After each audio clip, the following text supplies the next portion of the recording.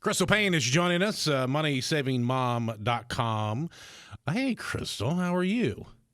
I am happy to be back. Yeah, we're actually big fans now because you're helping save us money, and that makes a difference. It's almost like you are paying us because we're saving money. I love that. And, it's so funny. So often when I'm in places, husbands will bring up their wives and they'll be like, can you help her? We need to save some money.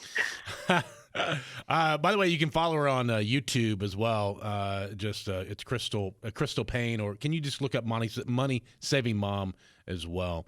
So, all right. So, give us this week's go-to tip to save money. Where are we doing this at? Are we doing this at the grocery store? Are we somewhere else? What's happening? Well, so right now there's a lot in the news about prices skyrocketing at the grocery store, especially when it comes to flour. I've been doing a lot of research to try to figure out what things are actually going to spike in price, and flour is one area that I feel like probably is going to spike. And so one thing that our family just decided to do is we're buying a bag of flour every time we go to the store, and we're sticking it in the freezer. A lot of people don't know that flour, you can stick it in your freezer, so if you have space there, it can also keep on your shelf for quite a while, but it will keep up to 2 years in your freezer. And so if that's something that you use regularly, if you make a lot of baked goods, it's just something that I would encourage people to consider doing just to plan ahead.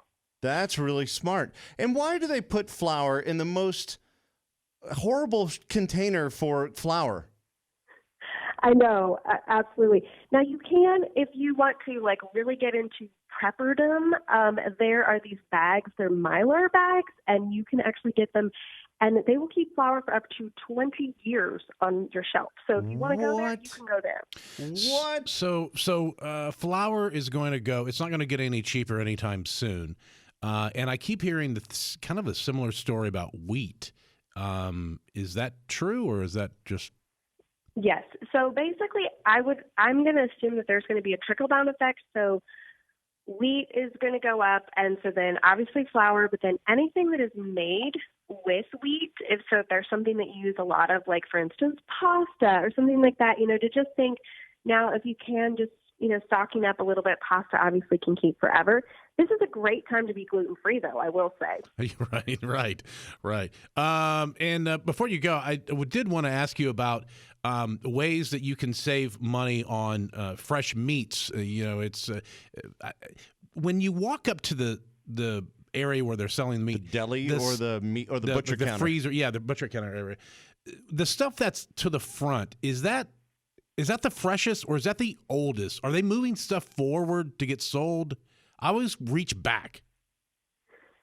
That's a really good question. I actually do not buy meat from the butcher counter because it's a lot more expensive. And so I actually pretty much always buy meat if it's on a really good sale and I'll stock up, or I buy it when it's marked down. So a lot of stores will do markdowns on their meat. Target, Aldi, Kroger, any Kroger affiliate, they regularly do markdowns on their meats. And this is the best way. So I just buy it and I stick it straight into the freezer.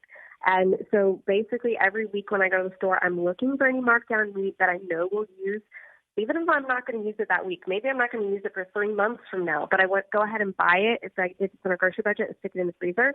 Another way to save money on meat, though, is if you want to have the freezer space, to go ahead and just buy a fourth or a half or even a whole cow from a local butcher. It's a lot cheaper per pound to do that. Plus, you're supporting the local butcher. Plus, it is obviously usually much higher quality, fresher meat. Mm-hmm. And so that's a great option. And if you are like, there's no way we can use that much meat in a year or two, go in with a friend and you can split a cow. That sounds really weird, but split a cow and you'll save a lot of money that way. Oh, you're so good. I wish we all thought this well and far advanced. We're kind of like, I'm hungry now. We're playing catch up, and you're so far ahead. You've got all the catch up. Our hands stuck in the Pringles. Crystal Payne, moneysavingmom.com, and on YouTube as well. Crystal, thank you so much. We will see you next week. Okay, thanks so much. Thanks. Thank you. Bye-bye.